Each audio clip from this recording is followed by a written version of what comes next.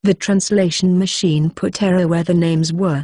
Names probably also carried power like the magic chants. I hadn't really touched any ancient writing since my days as a student, but I could somehow understand the meaning. In short, I was dropped into this world by someone to be a labyrinth master. But the sender of the message had interfered, and since this world had already accepted me, I couldn't return to my world. I should live here as I liked from now on. Something like that? What is this? My scream was swallowed by the night sky. A lot of things came to my mind. It was as I had suspected when I saw the words VMB appear on my guild card as my birthplace. This world recognized VMB. I fell into this world from there, so that was my birthplace. The Emerald Demon Labyrinth was a new labyrinth that had formed near the area I had fallen at. Was its dungeon master missing because the dungeon master was supposed to be me? Who did this to me? What being decided who to be the labyrinth master? Was it an evil god who created these labyrinths? So that meant the sender of the message was the adversary to said evil god. I looked up at the night sky and searched for the existence of gods. However, things such as that weren't supposed to be discovered. What I could see were only the stars and the moon, and the only thing I heard was the insects and flowers fluttering in the wind. I had been accepted by this world. I couldn't return to my original world. So I should live here as I liked. What about this superhuman body that can't get tired and possesses super healing power? What about all these powers from VMB? Does this world accept all of them too? I shouted at the sky. But nothing came, not even a new message. My heart was bursting with different emotions. Anger towards the being that dropped me into this world, sorrow of not being able to return to my original world. Joy that I was not a foreign being or a cheater in this world as I was accepted by it, anticipation to use the powers of VMB freely. I kept staring at the sky as a dry laugh poured from my mouth. What I was laughing at, I wasn't too sure myself. Eventually, my eyes moved back to the TSS where dozens of new messages waited. Once I confirmed this, my hand stopped moving. The subjects were about the search for me, the morning of my death, the news of my team's victory, and my funeral. Somehow, it wasn't my physical body that fell into this world, but my soul or consciousness, together with my VMB avatar. So, my soulless original body had died. That was why I couldn't return. I checked each message with a trembling finger. My teammates in P0W, my friends in VMB, and my colleagues. So many mourned my death. I couldn't let them know I was still alive. No, the Japanese man named Saito Ren had already died. The person I was right now was Schwarzpowder, one who would live in this world from now on. The next morning, I told Vrold-san and Keith-san that I would return to Baga for a short while. First, I would travel to Myril. Rumi-san wasn't around. She seemed to be going back and forth between Myril and the camp. I put my response to her invitation on hold for now. It was an option, but my position after joining was uncertain, so I couldn't reply immediately. I could just confirm things with Rumi-san, but right now, conquering Wolffang Labyrinth was more important to me. If this world had truly accepted me and I could live freely, then I would be as much of a hindrance as I could possibly be to the one that had brought me to this world. I would conquer the labyrinths and make that being regret ever bringing me here. It was a small purpose, but I thought it was enough for now. I said goodbye to the two Sasankwa girls and promised to be back in time to see the labyrinth's death, then headed to Myril village. Frau-san and Mitch-san stayed in camp, collecting air mana stones and taking some bodyguard jobs in the neighborhood. As soon as I reached Myril, I got on a wagon to Baga. I could have used my own vehicles, but due to the harvest festival, there were plenty of wagons and people going back and forth between Myril and Baga, adventurers and workers, traders on horsebacks and patrol wagons. If I stood out for no reason, it'd be more troublesome to get into Wolffang Labyrinth, so I had to be careful. I arrived in the fort city of Baga a little before sunset. I was going to pick up the quest's rewards at the guild tomorrow. The first thing now was to find some lodging. So I went to the White Flower Pavilion of the Labyrinth Inn. Welcome. Would you like a meal or a room? A room, please. Oh, Schwartz-san. Welcome back. Thanks for coming to us again. Myrna, the landlady, greeted me with a smile as always. Do you have any empty rooms? Yes, we do. I paid for a week's stay, took the key and went to my room. It was a different room from last time, but the interior was the same. I sat down in the only chair in the room and made the plan for tomorrow onwards. Emerald Demon Labyrinth would shut down in about a month. The Harvest Festival would peak then, and I planned to be there to witness it. First thing to do tomorrow was going to the General Guild and get the rewards for this job. From Resmond-san. I'd like to say hello to Ashley if she was there too. There wouldn't be time after leaving Baga, so if I couldn't do it now, I probably wouldn't be able to later. Next was Marida Company. I needed to sell the mana stones collected this time and buy some non-attribute ones, as well as camping necessities and such. Then there was food. Since I was a Manuk, I couldn't use the transportation circles. The lower I went in the labyrinth, the harder it would be to return. There was water in the spring, but the food was a must. What should I do about the food? Really? Should I cook myself, or buy large quantities of pre-made food like bentos and store them in the gift box? Let's discuss this with Malta-san too. Then I slept alone in the inn bed, and let my life in this world started with a new mood. Hello More Clan. We hope that each and every one of you is enjoying the collection of audiobooks available here. If you just want to support me or have a particular novel in mind that you'd like to request, please kindly click on the provided links below. Once again thank you More Clan.